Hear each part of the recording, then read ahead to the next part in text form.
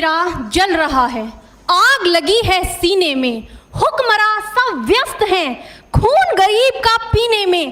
तो राम मंदिर या बाबरी का पक्ष नहीं मैं लाई हूं, घायल भारत चीख रहा है, चीख सुनाने आई हूं।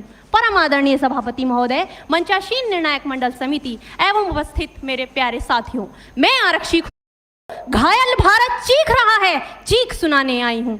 परम आदरणीय सभापति महोदय, मंचासीन निर्णायक मंडल समिति एवं उपस्थित मेरे प्यारे साथियों, मैं आरक्षी खुशबू चौहान केंद्रीय रिजर्व पुलिस बल आज सदन की राय से असहमत होते हुए वक्ता विपक्ष में अपने विचार प्रस्तुत करूंगी।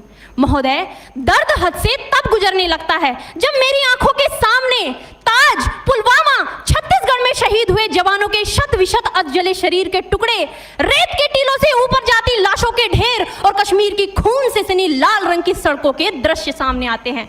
उस पर मेरे प्रतिपक्षी महोदय का कहना ये कि मानवाधिकारों की अनुपालना करते हुए देश से उग्रवाद और आतंकवाद को समाप्त किया जा सकता है। महोदय, अब तो हमारा तिरंगा झंडा भी हमसे ये पूछने लगा है कि क्या बात है भारत, आजकल फहराने से ज्यादा मैं कफन में दफनाने के क्यों काम आ रहा हूं।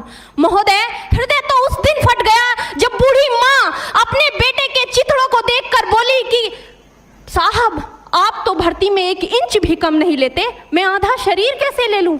महोदय, आज इन मानवाधिकारों के कारण इन आतंकियों के बंगलों की आकाओं की नाकफनी हंसती है और शहीद हुए हमारे जवानों के आंगन की तुलसी रोती है। जब एक शहीद हुए जवान की विधवा की वेदना चीख चीख कर ये कहती है कि प्यार भी भरपूर गया, मांग का सिंदूर गया, नन्हे नौनिहालों की लंगोटियां चली गई, छोटी छोटी बेटियों की चोटियां चली गई और आपके लिए तो एक आदमी मरा है साहब, मेरे घर की तो रोटियां ही चली गई। महोदय, किसी भी युद्ध को जीतने के लिए पहल करना सबसे ज्यादा आवश्यक है, क्योंकि इतिहास गवाह है कि पहल करके बड़े बड़े युद्धों के परिणाम बदल दिए गए हैं। परंतु आज मानवाधिकारों के कारण हमारे देश के जवान इस कदर बंधे हुए हैं कि अपनी ड्यूटी पर खड़े होकर भी वो आज पहल करने से डरते हैं, क्योंकि महोदय भविष्य में उन्हें कटघरे में खड़े होने का डर सता रहा होता है। वो ये जानते हैं कि चाहे एक उग्रवादी की राइफल से निकलने वाली गोली को ये तय करना पड़े या ना पड़े कि वो किसे लगेगी, लेकिन हमारी राइफल से निकलने वाली हर गोली को ये निर्णय लेना पड़ता है कि चाहे वो किसी निर्दोष को लगे, दोषी को लगे या ना लगे, परंतु किसी निर्दोष को नहीं लगनी चाहिए। यदि ऐसा हुआ तो ना तो ये समाज हमें छोड़ेगा, ना ही तिल का ताड़ बनाने वाली ये मीडिया हमें छोड़ेगी। और महोदय, मानवाधिकार के तले किसी जवान को दबाकर युद्ध के मैदान में छोड़ देना कोई वीरता नहीं, एक आत्महत्या है। क्योंकि महोदय, फूल को श्रृंगार दो ये मुमकिन नहीं और एक वीर को झनकार दो ये मुमकिन नहीं। जो हाथ बांध दे सेना के, ऐसे मानवाधिकार का पालन संभव नहीं।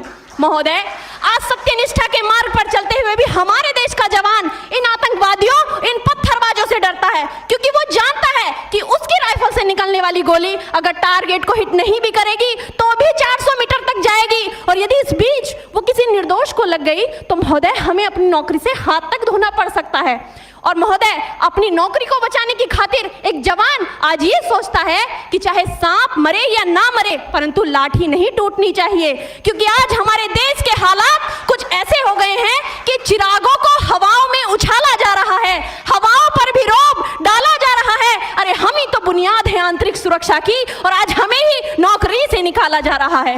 महोदय, जब पुलवामा में 44 जवान शहीद हुए, छत्तीसगढ़ में 76 जवान शहीद हुए, तो कोई भी मानवाधिकार की दुहाई देने वाला हमारे पक्ष में आकर खड़ा नहीं हुआ। परंतु जब जेएनयू विश्वविद्यालय में एक देशद्रोही के द्वारा भारत तेरे टुकड़े होंगे, अफजल हम शर्मिंदा हैं जैसे देशद्रोही नारे लगते हैं, तो सारे मानवाधिकार के ज्ञाता आकर उसके पक्ष में खड़े हो जाते हैं। तभी तो क्या कहा था उस देशद्रोही ने कि तुम एक अफजल को मारोगे, हर घर से अफजल निकलेगा। तो मैं भारत की बेटी अपनी भारतीय सेना की तरफ से आज ये ऐलान करती हूँ कि उस घर में घुसकर मारेंगे जिस घर से अफजल निकलेगा, वो कोख नहीं पलने देंगे जिस कोख से अफजल निकलेगा। उठो देश के वीर जवानों, तुम सिंह बनकर दहाड़ दो और एक तिरंगा झंडा उस कन्हैया के सीने में गाड़ दो। महोदय, अंत में अपनी वाणी को विराम की ओर ले जाते हुए मैं सिर्फ इतना ही कहना चाहूंगी कि मुझे अफसोस है अपने देश की न्यायिक प्रक्रिया पर, जहां आज भी रात के 12 बजे अजमल कसाब जैसे आतंकी के लिए सर्वोच्च न्यायालय के दरवाजे खोल दिए जाते हैं। ऐसे देश से मानवाधिकारों की अनुपालना करते हुए आतंकवाद और उग्रवाद से कभी नहीं निपटा जा सकता। मानवाधिकार के नाम की दुहाइयां देने वालों, सीमा पर लड़ा नहीं जाता, चरखों जाती सीमा पर गोलों के आगे। धरती के घोर कुहासे को एक सूरज ही हर सकता है, क्योंकि एटम बम से रक्षा केवल एटम बम ही कर सकता है। जय हिंद, जय भारत।